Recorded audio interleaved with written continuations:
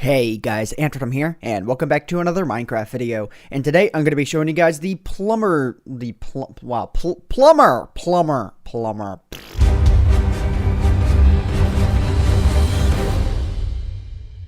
Hey Ants, AntVenom here, and Minecraft back to another welcome video. And today we are going to be taking a look at the Plunder Rummage mod for Minecraft 1.6.4. And the reason why this is on 1.6.4 rather than 1.7.2 is because Forge has not come out for 1.7 yet because of the amount of lines of code that were changed between 1.6 and 1.7. They just haven't been able to develop that yet, so we are on 1.6.4 for the majority of the mods that are still being updated for Minecraft.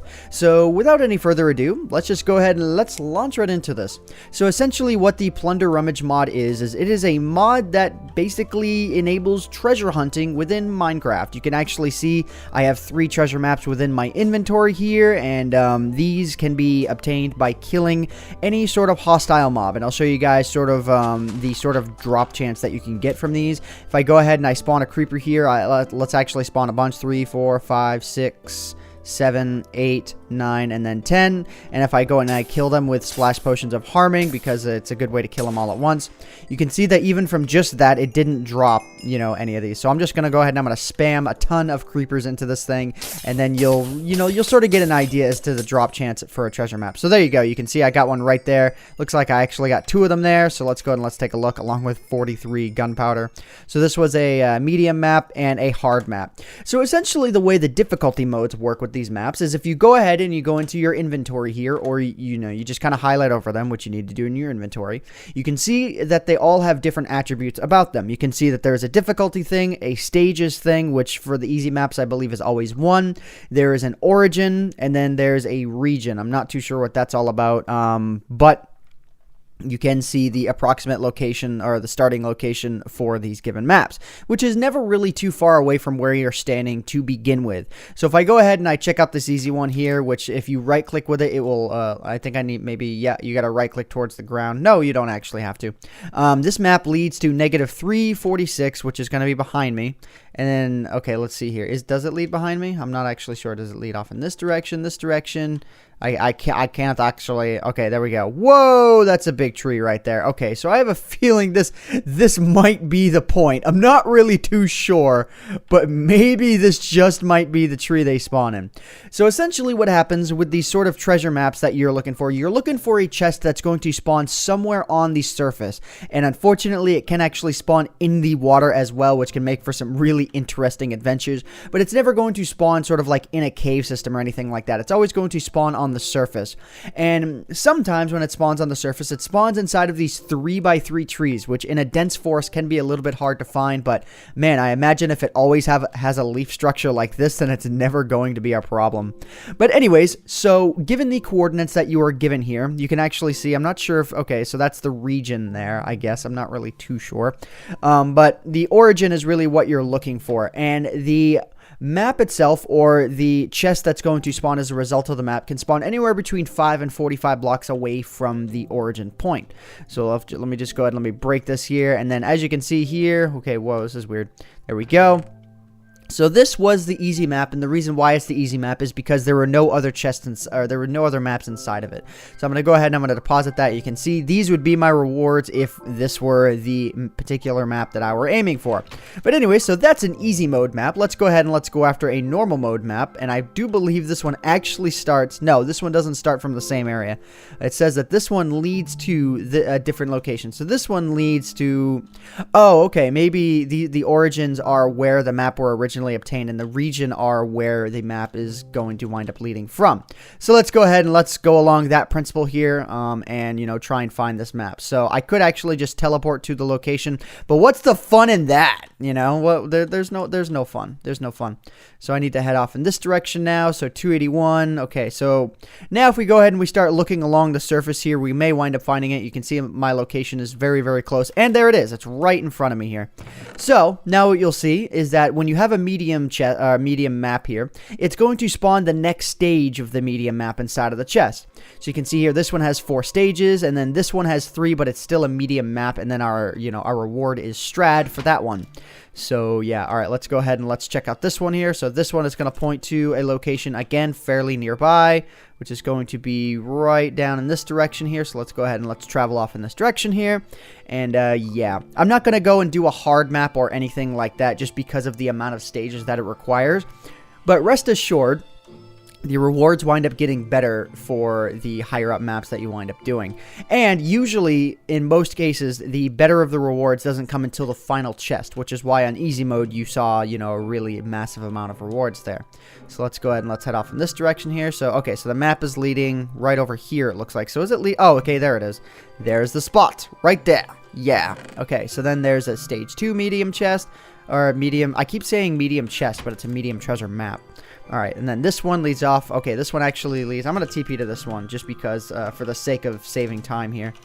362, let's do 60, and then negative 203. There we go. So this one leads into the water. So this one could be a little bit interesting if I gave myself an aqua affinity. Oh, no, it's actually right there. No worries at all. And it looks like it spawns on top of this little wooden platform, which can make it a little bit easier to find. So there we go. Medium. So this one's left. And let's see here. This the origin point for this is exactly where I'm standing. So that's what the origin point means. The region is where you right click and it says where it's going to lead to. So the origin is where it started. The region is where it's going to. So glad we got that cleared out of the way. I wasn't 100% sure of that. All right, and then let's go ahead and let's just teleport to negative 374, and then there we go. Let's go ahead and let's do that. So the approximate location is going to be right around here. In a forest biome, it can wind up being a little bit difficult just given the nature of them. I'm not sure if it's going to wind up spawning in one of its giganto trees because it very well may not. Let me go ahead and let me set the time today here. And let's see here. So where are you? Where are you, man? Yeah, so again, something that we could be looking for is either just a straight up chest or a tree that has a chest inside of it. Let's go and let's see here. So I need to go to 396 by 374. So let's go ahead and let's get a little bit closer to our starting. Oh, I think this is it right here. Yeah, bam. There we go. And then this is our final reward. So we have mossy stone brick, TNT, coal, and then a couple of music discs, which is awesome. But there are a couple of custom items that you can wind up getting within these chests, and I'm going to go ahead and I'm going to start covering these right about now. Stupid piggy, you need to shut up, okay? Piggy, shut up. Anyways, if I go ahead and I go into my inventory here, you can see that there are a bunch of different items that are in my inventory here, and I've organized these in a certain fashion so that you guys can sort of get an idea what is going on here. So, there is one item that I want to start off with, which is called the Uncrafting Table, and this is a reward that you can get for inside one of the chests. It's one of the best rewards, and what it allows you to do is, as you might imagine, you can sort of see with the arrow here, it allows you to put an item into a chest, and it'll, okay, well this one, since it has an enchantment, isn't going to work, but let's go ahead and let's see here. If I go ahead and I place something like the Vampiric Boots in here, it's going to show you a bunch of different items that you can get, and these are the crafting items for this said item, and all of the items that are on this bottom row here have an uncrafting recipe. All of the ones on the middle row don't have an uncrafting recipe, but they have a use, and all of the ones on the top are sort of like reagent items in order to, you know, that come out of the uncrafting bench. Like for example, you can see the chest stealer here is crafted with a blank ore and a storage cube, but those items themselves don't really have any sort of use. So anyways, you guys might be asking yourself, what do these items do? Well, go ahead and starting off here with the vampiric item set here. What these items do is they actually, in the nighttime, they're armor that have a better use, you know, as you progress through the nighttime, as you might imagine, because they are vampiric items. You can see the charge level is dropping on them the closer to high noon that we get, and if I go ahead and I set my time here to like 15,000 or something like that, you can see that the charge level is going to be very high, and then if I go ahead and I set it to 16,000, you can see that it is again very high. Let's go ahead and let's try 18,000. You can see again the level has reached 99. So at night it is a very, very good set of armor. I'm actually a little bit curious to see what kind of damage I can deal, or I can, you know, be dealt. Okay, let's go ahead and let's spawn a creeper or two here, and then let's go ahead and let's game mode 0 here. I do have my keep inventory set to true. Okay, yeah, so you can see point blank range I was able to deal with a creeper blast while only taking 4 hearts of damage there. So yeah. All right, let's see what a zombie hit's gonna do. Yeah, nothing. This guy has absolutely nothing on me. All right, let's go ahead and let's go to game mode 1. Yeah, because that's how we do it. That's how we do this. All right. So anyways, moving on here to a couple of other items here. Let me go ahead and let me spawn myself a chest here, along with another chest, just because I probably should have. I was going to set this up sooner, but because of showing off the treasure map, I wasn't able to. But anyways, let's go ahead and let's just place a bunch of random items in here. And the next item that I'm going to show off here is, let's see here. Next item that I'm going to show off, where should we start? Where should we start? Let's go ahead and let's start with the Force Pulse here. Let me go ahead and let me get that item out of my inventory, that item, and let's put that one back. So the Force Pulse is, well, as you guys can see from the description, it says boom and boom. Basically, you fire it off. I may have to be on, let's see here. I may actually have to be on survival for this one, but if I go ahead and I right click, okay, did that actually work? I'm not sure if the rain is preventing that from working, but typically what it is supposed to do is it launches a fireball at a location. Oh, you can actually, oh god, it did actually work. I think the rain particles are messing with it. I may actually be set to minimum particles too. Yep, I am, and that's totally why that didn't show up, and that's probably why I'm now only just hearing the rain. All right, let's go ahead and let's see, what was that called again? Let's see, where was it? Pulse something pulse. So let's go ahead and let me give myself another one here. And now, there you go. So now you can see what's going on here. I think I launched a few of those. Let's go ahead and let's just launch them all around the ground here. You can see the particles all over the place here. And if you get too far away, you can't actually see the particles. But let's go ahead and let's launch a bunch of that creeper there. It's a very slow moving thing, but it does quite a bit of damage when it winds up exploding. So, you could probably mine with this stuff. I mean, seriously. Like, if you really think about it, you could really mine with this stuff. And it seems like it only goes in a straight off direction. It doesn't actually go down, which is a little unfortunate. Bam. Yeah. But hey, if you want to strip mine sideways, that's a good way to do it, I guess. There you go. Just launch a few at a time. Bam, bam, bam. You can see I am dealing absolute havoc to this mountain here. All right, yeah, let's go and let's dig down just a little bit. Yeah. Yeah, why not? Why not? Because we can, right? Because we have the capability of doing so. All right, moving on here. So now you guys have seen what the Force Pulse can do. Let's go ahead and let's go back into our inventory here. And this is the chest stealer. And this is why I had to set up the chest earlier. And essentially what this item allows you to do is it allows you to hold an inventory's worth of chest items at a time. It does say, well, it used to say that it doesn't always work. But if I go ahead and I shift right click on the chest here, you can see that now it says stored item 17. You can see that there are no more items in that chest. And then if I go ahead and I shift right click here, again, you can see that it sort of did like the punch animation, and it placed all the items back into this chest. If I go ahead and I shift right click on 2 sets of chests, then I'm not sure if that's going to work. Let's see. Did that work? Okay, let's go ahead and let's try this here. Okay. Well, now it says stored items 1. Let's go ahead and let's try that again. I'm just trying to break it is all I'm doing. That's really it.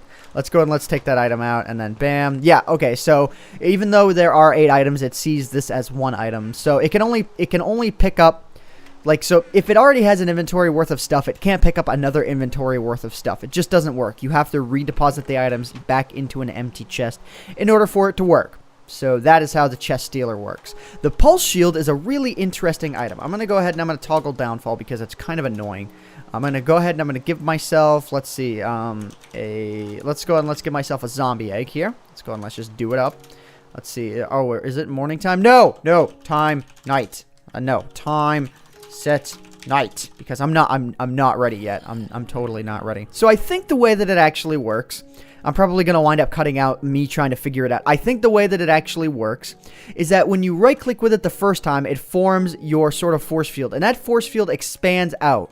You can sort of see it's going further and further away. When you right click with it again, that force field is going to activate, and you can sort of see the darker blue particles, and then when the mobs hit those darker blue particles, they are going to get launched away, and then when you right click with it again, it deactivates it. So if I go ahead and I right click and then I right click again very quickly, the force field is going to be very, very close to me, which you know, can be very good because the pulse shield is not going to get used up that often. Whereas if you do prep yourself a really, really big shield, the durability can wind up disappearing very fast because the radius in which the mobs are able to start getting flung away is much bigger. So that'll cause the durability to go away much, much faster. So yeah, that is how the pulse shield works. You can see the durability is it's going down very fast. Let me go ahead and let me game mode myself to creative before this little sucker runs out. So yeah, anyways, all right, moving on here to some more of the items here. Let's see. So I've covered these items right here. I've covered the shield. So now let's go ahead and let's move on to the stuff that doesn't necessarily have a crafting recipe. All right, let's go ahead and let's move further and further away from here in order to demo off this item. So the way that the Life Ripper works here is it basically siphons life out of the ground. It can either siphon seeds out of the ground from tall grass, or it can siphon the tall grass itself. It's a little bit of a useless item, just given the way that it works. Okay, yeah, see, so you can set it to shear.